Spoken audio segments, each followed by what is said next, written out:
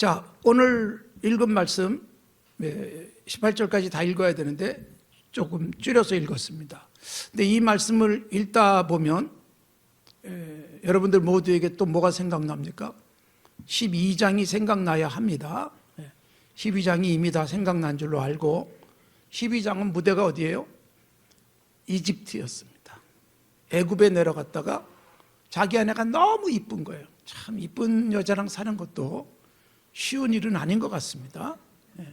그래서 이쁜 여자를 뺏어가고 나를 죽이면 어떡하나, 이런 걱정을 아브라함이 했어요. 저도 그런 걱정이 가끔 듭니다. 그런데 웃는 이유가 무엇입니까? 자, 그런데 그날에 왔는데 또 그 걱정이 됐어요. 그래서 아브라함이 또 자기 아내를 누이라고 했습니다. 그랬더니 또 그라랑 아비멜렉이 또 그 아내를 데려갔습니다. 그런데 하나님이 나타나셔서 12장이나 여기 20장이나 하나님이 해결하세요. 아브라함은 거짓말만 하다가 공공에 빠지고 해결을 해주기 위해서 하나님이 내려오시는 거예요. 그러니까 우리가 여러분 한 가지 중요한 것 가지고 살아야 돼요. 그게 뭐냐면 하나님께서 지켜주실 것이다라는 신앙이 없으면 내가 해보려고 해요. 인간은 해보려고 하면 나보다 힘센 사람 앞에서는 힘으로 못 이기면 어떻게 해요? 거짓말을 쓰든지 술수를 쓰든지. 그래서 하나님을 전적으로 신뢰하지 않으면 잘못된 방법을 취할 수 있어요. 교회도 마찬가지예요. 사람이 교회를 부흥시키고 사람이 교회를 어떻게 해보려고 하면 세상과 똑같은 방법으로 갈 수 있어요. 교회는 달라야 됩니다. 예수 믿는 사람은 달라야 됩니다. 세상과 다른 경영 철학, 세상과 다른 가치관, 세상과 다른 세계관이 우리에게 있어야 돼요. 그 중에 가장 중요한 게 하나님을 전적으로 신뢰하는 것입니다. 하나님을 전적으로 신뢰하면 정직해질 수 있어요. 사실 이런 부분들이 우리에게는 현실 속에서는 고민일 수 있어요. 아유, 당장 그래가지고 손해보면 어떡해. 이게 여러분 우리들의 고민일 수 있어요. 그러니까 뭐 이런 현실을 맞닥뜨릴 수 있잖아요.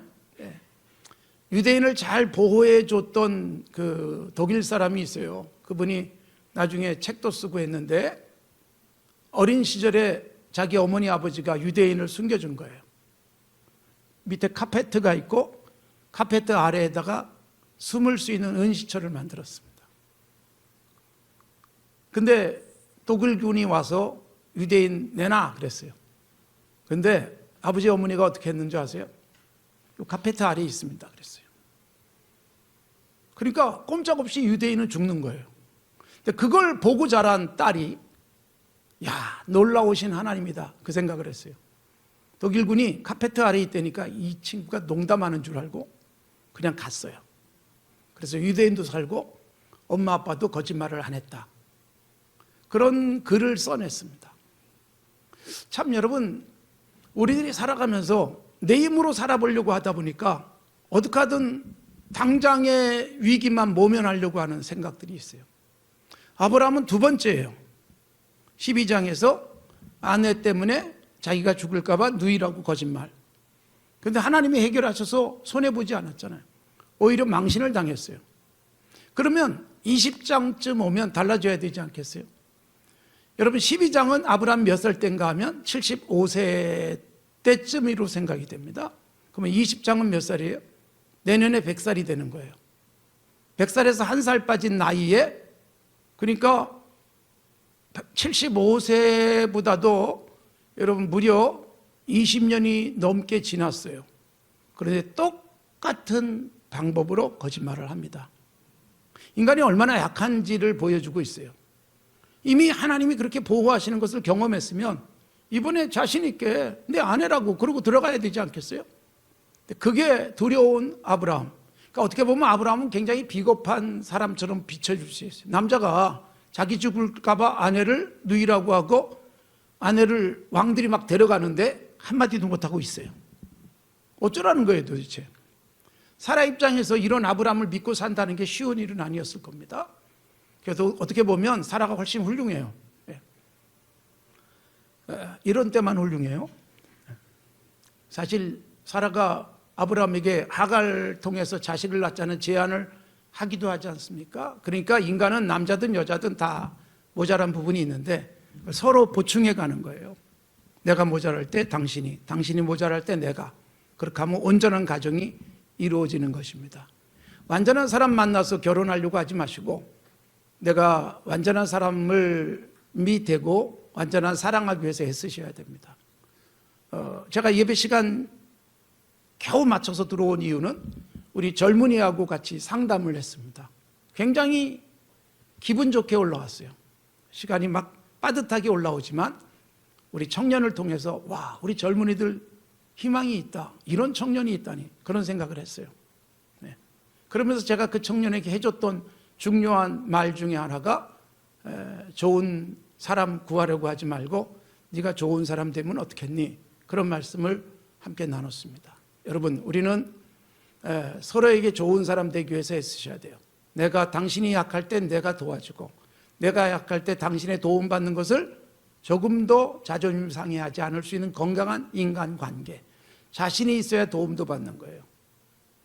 자신감이 넘쳐야 남이 나를 손잡아 줄 때 당당하게 손 내밀 수 있는 것입니다. 그런데 그게 안 되면 주눅 들며 살면 또 그것조차 어려워요. 그래서 없는 게 자존심만 세가지고 뭐 이런 얘기를 듣는 거예요. 굉장히 불행한 일입니다. 자, 아브라함, 사라 서로 잘 보완하면서 결국 믿음의 조상으로서의 건강한 자리까지 올라가지만 과정 속에서는 실수도 많고 실패도 많았습니다. 자, 그러면 12장과 20장을 보면서 느끼는 것은 아브라함은 여러분 20년 넘게 지나도 똑같이 여전히 인간의 방법으로 해보려고 애쓰고 있는 모습을 보여주고 있어요. 그러나 20장은 우리가 볼 때는 다르게 봐야 돼요. 아브라함은 똑같습니다. 아브라함은 아직도 그런 부분에서 약한 모습을 보이고 있지만 여러분 여기서 우리가 12장 그리고 20장을 이해함에 있어서는 아, 이거구나 라고 우리가 손뼉을 칠 수 있어야 돼요. 그게 뭐냐? 75세 때의 아브라함, 65세 때의 사라, 그리고 99세의 아브라함, 89세의 사라. 자, 굉장히 달라진 거예요. 뭐가 달라졌느냐? 나이가 많이 들었잖아요. 그럼 우리는 이 성경을 읽으면서 의문점을 하나 가져야 돼요. 여러분 같으면 어떻습니까? 89세 된 할머니를 아, 너무 이뻐. 내가 왕인데 데려다가 살고 싶은 생각이 들까요? 그런데 그런 생각이 들 만큼 아비멜렉이 모자란 게 아니라 사라가 너무 이뻤어요.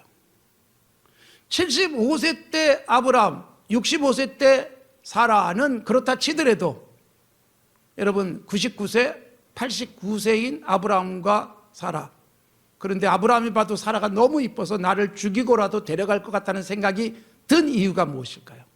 이게 여러분 우리가 풀어야 될 숙제예요. 자, 창세기 18장, 19장, 20장, 21장. 18장은 하나님이 천사들과 함께 찾아왔고 대접을 하고 그리고 하나님이 선포하세요. 내년 이맘때, 이때가 99세의 아브라함에게 내년 이맘때 아들이 있을 것이다. 그때 그것을 이렇게 밖에서 들었던 사라가 코웃음 쳤어요. 하나님이 말씀하시는 거예요. 네 아내 사라가 왜 웃냐? 그랬더니 사라는 아이 저 안 웃었는데요. 그래요. 그래서 이름이 이삭이 되는 거예요. 웃음이라는 뜻에. 그러면서 사라가 웃을 수밖에 없었던 이유가 하나 있어요. 그게 뭐냐? 자기는 충분히 알고 있어요. 나는 가임기 여성이 아니에요. 완경기에 들어선 여성이에요. 18장에 아주 명시적으로 나와 있어요. 사라가 아이를 낳을 수 있는 기능이 완전히 끝났다라고 되어 있어요. 명시적으로 나와 있어요. 그러니까 18장은 사라가 아이를 낳을 수 없다는 것이 아주 명백한 것이었습니다. 그런데 하나님은 말씀하셨고 사라는 웃었고, 그런데 21장에서 웃음이라는 뜻을 가진 이삭이 탄생해요. 그래서 우리는 무슨 생각해요? 야, 21장에서 이삭이 태어난 것, 아브라함 100세 그리고 사라 90세에 이삭이 태어난 건 기적이다라고 생각을 합니다.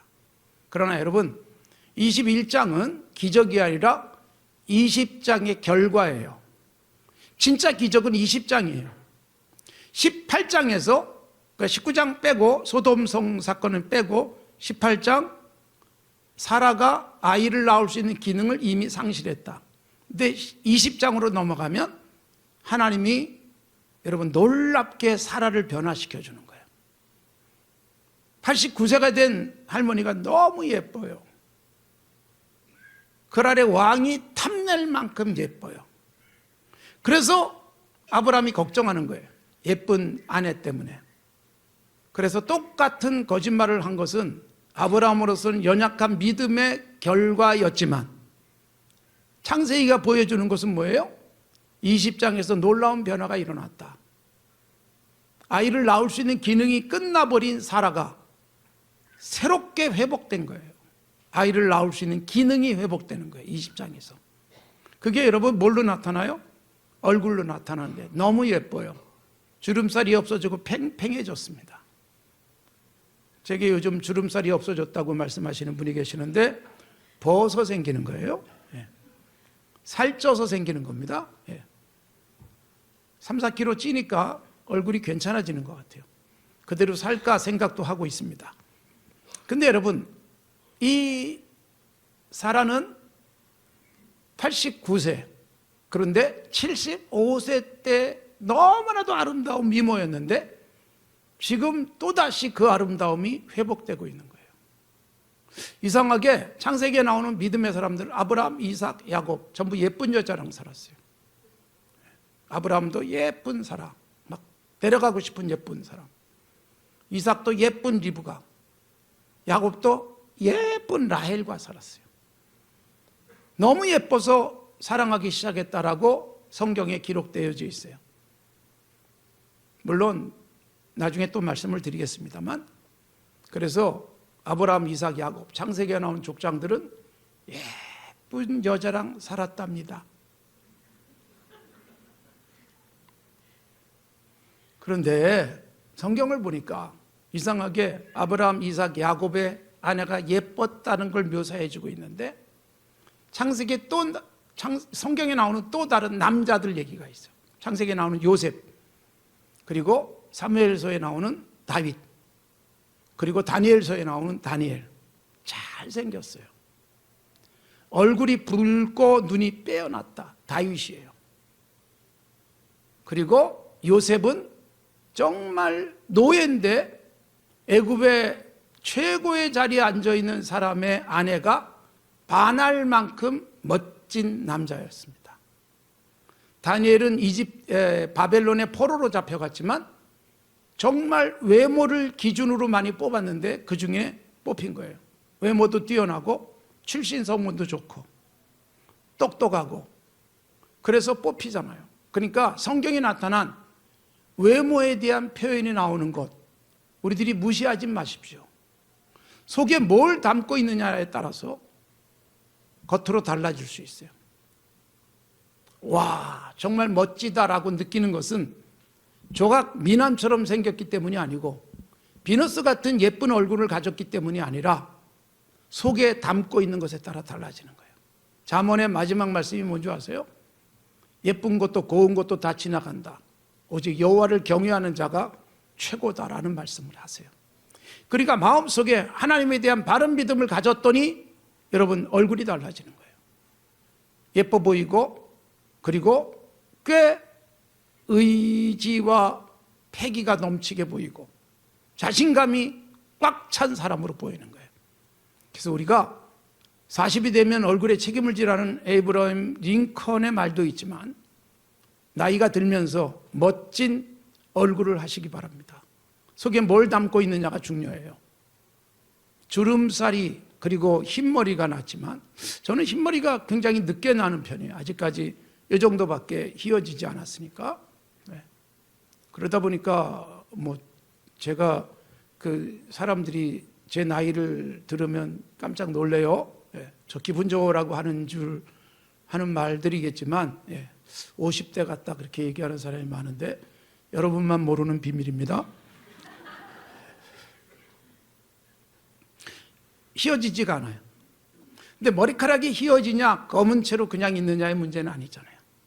속에 어떻게 어떤 생각하고 어떤 의지를 가지고 어떤 믿음을 가지고 사느냐에 따라서 얼굴이 빛날 수 있다는 걸 보여주는 거예요. 곱고 아름다운 것만 좋다고 말하고 있지 않습니다. 속에 뭘 담고 있느냐가 너무 중요한 거예요. 그래서 사라도 그렇고 리브가도 그렇고 라헬도 그렇고 좋은 믿음을 가진 여인들이 아닐까라는 생각을 하게 만듭니다. 자, 이렇게 예쁜 사라, 근데 이미 나이는 89세. 그러니까 여러분, 정말 깜짝 놀라는 것은 65세의 사라 때와 조금 더 떨어지지 않도록 여전히 이뻤다. 이게 뭐냐? 하나님이 아까 말씀드렸죠. 18장에서 가임기 여성은 아니란 말이에요. 근데 하나님이 다 회복시켜 주시는 거예요. 얼굴이 달라지는 거예요. 그러니까 아브라함이 아내를 보면서 점점 더 이뻐지는 사라가 너무 충격이에요. 그래서 자기 살려고 거짓말을 할 수밖에 없었다라고 이해를 하셔야 우리가 12장과 20장을 조화롭게 이해하는 거예요. 아브라함은 안 변했어요. 자기 힘으로 살아보려고 뻐둥거리지만 사라는 89세인데 예뻤습니다. 그리고 그 예쁜 얼굴만 보고 데려가서 아내를 삼겠다고 하는 왕들이란 속에 뭐가 들었는지 모르겠어요. 우리가 여러분 정말 건강한 가치를 가져야 돼요. 껍데기만 가지고 생각하는 것처럼 위험한 일은 없습니다. 사무엘 선지자도 껍데기만 보고 왕 될 만한 자격이 있다라고 생각했다가 하나님의 책망을 받죠. 다윗의 가장 큰 형 엘리압을 보고 그렇게 생각을 했어요. 그러니까 우리가 인간이기 때문에 세상에서 너무나도 껍데기 보고 판단하고 평가하는 것에 익숙해져 있어요. 바로 그 부분에서 벗어날 수 있어야 돼요. 그러니까 우리는 이렇게 생각합니다. 야, 두 사람이 안 어울리는데 어떻게 저렇게 서로 사랑할 수 있을까? 여러분, 그 사람들이 보는 눈이 다른 거예요. 내 눈으로 보려고 하지 마십시오. 내가 못 본 부분이 있는 거예요. 하나님이 보시는 부분이 있는 거예요. 하나님이 그리고 정말로 하나님 안에서 믿음을 가지고 살아가면 얼굴이 달라지게 하실 것입니다. 자, 이렇게 사라를 보고 아브라함은 거짓말할 수밖에 없었고 아비멜렉은 자기 여자로 삼으려고 데려갔던 것입니다. 살려고 뻐둥거리는 이 아브라함의 비겁한 모습, 그러나 우리들은 이 말씀 속에서 21장을 위한 20장의 준비구나 라는 것을 보게 되는 것이고, 우리들이 무슨 생각해요? 하나님은 언제든지 회복시킬 수 있는 힘이 있다. 우리는 나이가 갈수록 늙어지고 낡아지고 그리고 죽음을 향해서 가는 것 같지만 속에 있는 나의 믿음들이 더 든든해지고 경륜이 쌓이면서 하나님을 보는 눈이 달라지고 세상을 보는 시야가 더 넓어질 수도 있어요. 그런 좋은 점이 있잖아요. 나이 들어서 좋은 점, 나이 들매 미덕이 있어요. 지미 카터의 책 제목이기도 하지만 또 최근에 우리 김영석 교수는 105세의 인생 철학을 또 써내기도 했어요. 나이가 들지만 정말 그냥 오래 살아서 멋진 게 아니라 멋진 가치관과 생각을 갖고 있다는 것, 중요한 것이고 예수 믿는 사람은 그래야 되는 것입니다. 저는 김영석 교수의 책을 굉장히 많이 읽으면서 고등학교 시절을 보냈어요. 그분이 써내고 있는 내용들이 제게는 굉장히 큰 도전이었고 그것이 바로 기독교적 철학 속에서 나온 것이다라는 것을 아니 더욱더 그러했습니다. 사랑하는 성도 여러분, 우리는 21장에서 이삭이 태어나는 것만 가지고 기적이라고 여기지 마십시오. 하나님은 이렇게 회복시킨다. 우리들 생각을 해보세요. 우리도 죽은 것 같은 상황 속에서 살리실 수 있습니다. 로마서 4장과 히브리서에 보면, 히브리서 11장에 보면 아브라함과 사라를 그렇게 묘사해요. 죽은 것 같은 상황 속에서 하나님이 다시 생명을 주시고 이삭을 낳게 하셨다. 그러니까 거의 죽은 것과 다르지 않다는 거예요. 이제는 희망을 가질 수 없는 거예요. 이 나이에 뭘 하겠나라고 생각하는 것 자체가 죽음이에요.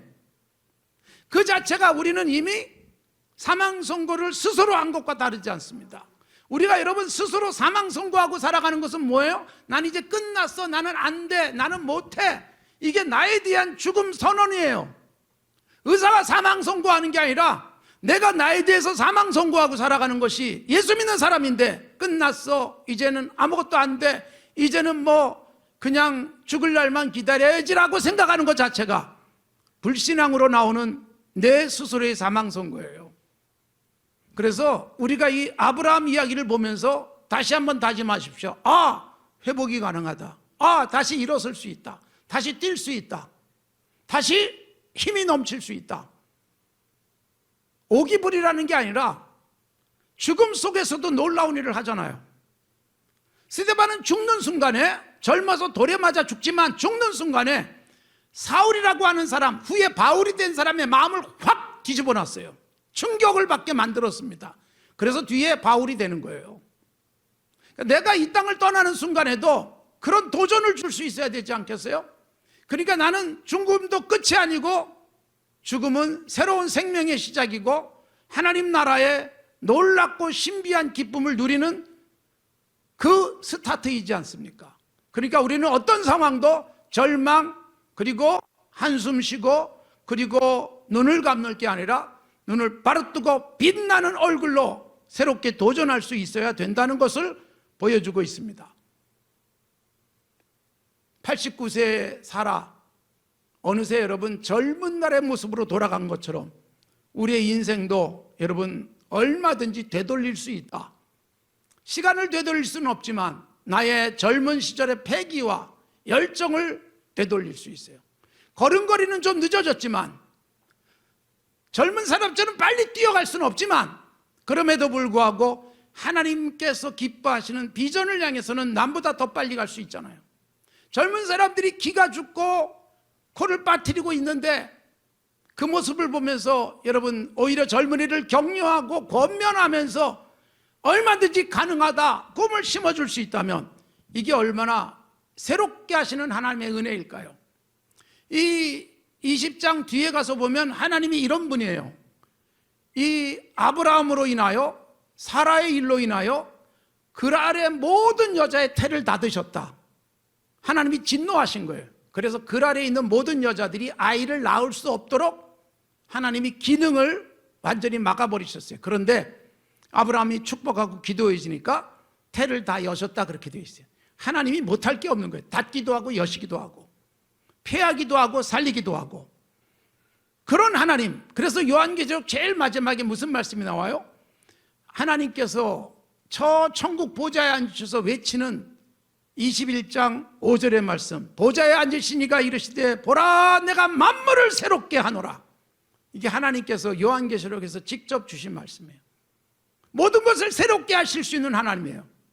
예수님이 십자가에 죽지만 다시 새롭게 생명의 시작, 부활이라고 하는 놀라운 충격을 주신 하나님, 우리들의 삶 속에서도 정말 놀랍게 회복시키고 우리들을 새롭게 하시는 은혜가 있을 줄로 믿습니다. 여러분, 우리나라를 보십시오. 일제강점기, 전쟁, 그리고 가난에 시달리던 60년대. 그런데 여러분, 하나님이 회복해 주시잖아요. 일제강점기에 정말 희망이 없었고 그 희망을 잃어버린 사람들이 신을 행각을 하기도 했어요. 그러나 여러분, 놀랍게 생각지도 못했던 때에 이 땅을 회복시켜 주시고, 전쟁으로 폐허가 되고 전쟁으로 이제 곧 대한민국이 없어질 것 같았지만 회복시키시잖아요. 가난에 찌들었던 60년대를 딛고 일어서고 지금은 세계 경제 순위 10위권을 우리들이 지키고 있을 만큼. 그런데 문제 뭐예요? 이렇게 경제적으로 굉장히 좋아졌고 1960년대에 우리나라 1인당 국민소득이 80불이었지만 지금은 3만 불이 넘는 세상이 됐음에도 불구하고 문제는 뭘까요? 우리가 죽어 있는 거예요. 여러분, 그렇게 가난할 때 경제개발 5개년 계획을 세우고 그리고 중화업공업 육성 등을 통해서 나라를 경제적으로 탄탄하게 만들던 시대가 있었는데 그때도 경제 여전히 지금 어때요? 여전히 경제가 문제예요. 우린 여러분 40년 전이나 50년 전이나 지금이나 다를 바가 없는 형편에 놓여 있다면 죽은 것과 다르지 않습니까?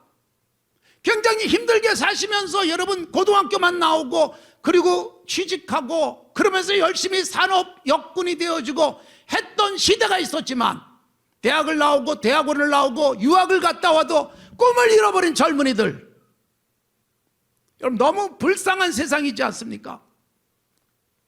10대의 사망 원인 1위 자살, 20대 30대의 사망 원인 1위 자살, 40대가 돼야 자살이 사망 원인 2위로 내려가고 50대 60대가 돼야 3위 4위로 내려가는 상황이에요.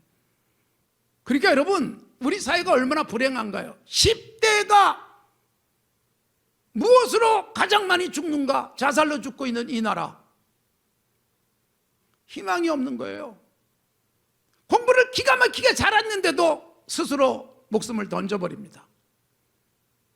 과학고등학교를 조기에 졸업하고 대통령 특별장학생으로 최고의 대학에 들어갔어도 절망하고 스스로 몸을 던져버리고 맙니다. 이게 여러분 얼마나 불행한 우리 젊은이들이 살아가고 있는 세상이고, 왜 그럴까요? 우리들의 가치관과 우리들의 그 정말 도전 정신 가지고 이 나라를 이만큼 살렸던 시대가 있지만 너무 편안한 세상 속에서 고통 없이 살아가고 있는 우리 젊은이들이 돈 없다고 결혼도 안 하고 자식도 안 낳고, 최근 통계에 의하면 1억쯤 주면 한 60%는 아이를 낳을 생각을 한 번쯤은 해보겠다. 이게 답이에요. 이게 살아있는 세상입니까? 왜 우리나라는 OECD 국가 중에서 가장 자살률이 높고 가장 출산율이 낮습니까? 높아야 될 건 낮고 낮아야 될 건 높은 이 나라, 교회가 여러분 얼마나 부흥해왔고 교회가 이 시대에 얼마나 놀라운 하나님의 역사를 펼쳐왔습니까? 오늘 다큐멘터리를 보실 때 우리들이 선교사들이 얼마나 이 땅을 위해서 헌신했고 이 땅을 교회와 기독교가 얼마나 발전시켰는지를 보여줄 것입니다. 그러나 지금은 여러분 교회가 그 시대에 예배당이 없어도 생명력이 있었고 교인들이 많이 모이지 않아도 우리는 건강한 꿈을 꾸며 하늘의 별처럼 바닷가의 모래처럼 하나님 나라가 확장되어질 것을 바라보던 교회, 초라한 예배당 속에서 지하 셋방에서도 건물 3층 옥탑 같은 예배당에서도 교회가 세상을 일으키고 세상에 생명을 부여했는데 이제는 여러분 화려한 예배당에 다니면서도 별로 희망이 없어요. 사랑하는 성도 여러분, 회복되셔야 됩니다. 결국 여러분 뭐예요? 우리가 가지고 있던 60년대의 가치관과 지금의 가치관에서 오히려 지금이 더 후진적일지 몰라요. 돈 없어도 결혼 못하고 돈 없어서 자식을 못 낳는 이 세상, 그런 가치를 만들어버리고 우리 자녀들을 그렇게 병들게 만든 우리 사회와 한국 교회의 책임을 다시 한번 하나님 앞에서 회개하면서 우리를 다시 일으키셔야 됩니다. 거대한 예배당이 젊은이들에게 희망이 됩니까? 기독교인이 수백만이라는 게 젊은이들에게 희망이 되고 있습니까? 거꾸로 가고 있습니다. 오히려 젊은이들이 교회를 떠나버리고, 교회 안에 젊은이들은 여러분 정말 어디 갈 데가 없어 온 것 같은 희망이 사라져버린 모습으로 앉아 있기도 합니다. 제가 오늘 그래서 여러분 예배 들어오기 전에 우리 젊은 27살 된 청년과 대화하면서 희망을 가졌어요. 야, 살아있는 친구들이 있구나.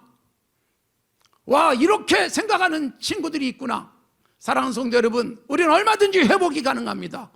예수 그리스도 안에 살아가면 죽어도 살겠고, 하나님이 죽은 자 가운데서 일으키시듯 우리의 죽은 것 같은 상황과 그리고 우리의 모든 형편과 처지, 하나님을 바라보고 믿음을 가지면 다시 일으켜 주실 것이고 살려 주실 것이고 다시 뛰게 하실 줄로 믿습니다. 건강한 가정을 가꾸십시오. 건강한 세상을 위해서 애쓰십시오. 우리의 자녀들이 주님 안에서 꿈꾸게 하십시오.